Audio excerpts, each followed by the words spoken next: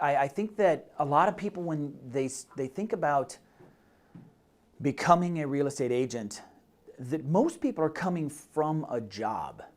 And they're coming from, well, I was a programmer, or I was a teacher, or I was a this, and now I'm going to be a that. And in all of those jobs, you had a boss, and you had a SOP that you operated from, and a sandbox that you played in. And what they don't tell you about being a real estate agent is you're leaving having a boss and you are starting your own company. You're becoming an entrepreneur, and there is so much more that goes into being an entrepreneur than just knowing how to help people buy and sell houses.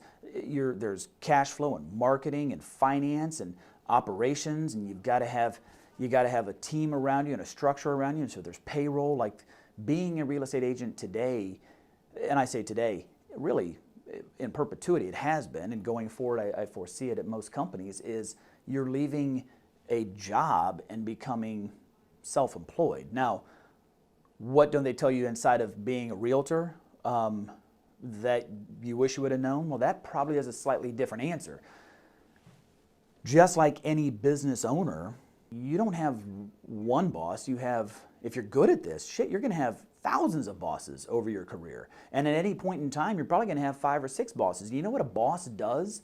I think all of you know what a boss does. They call you exactly when you don't want them to, right? At dinner and holidays and nights and weekends and all the times that you want to not hear from your boss. Well, that's when these are your bosses, and that's Murphy's Law says that's where they're going to contact you. Now, truth is, they're going to contact you when they're not working.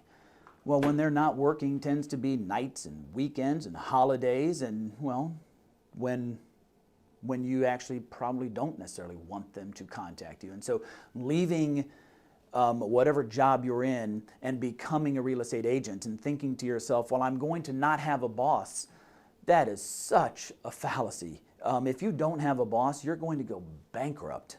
You're going to starve to death. You need to have a boss, and that boss is somebody who is buying or selling a home. And if you're really good at it, you're going to have hundreds of bosses. And they don't really explain that to you, because as much as your boss likes you currently wherever you're at, or you've had bosses in the past that you liked and you were friends, they were still your boss, and there was still an expectation that they want and you do.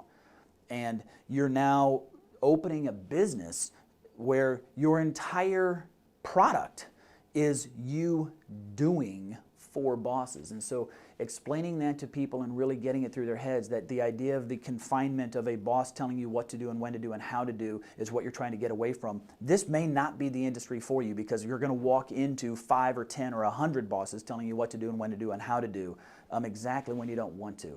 But those people that embrace it and realize that, you know what, whether you're employed as a W-2 or you're self-employed, successful business people are in the business of doing for others. And so the people that get it, they get it at a level that you can make more money here than you can anywhere else. I am convinced of that. And we make more money than doctors or lawyers or professional football players.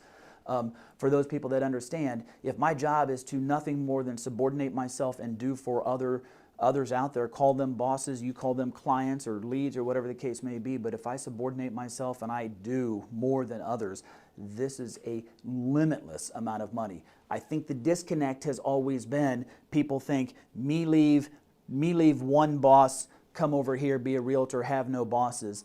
It's just that those dots don't connect.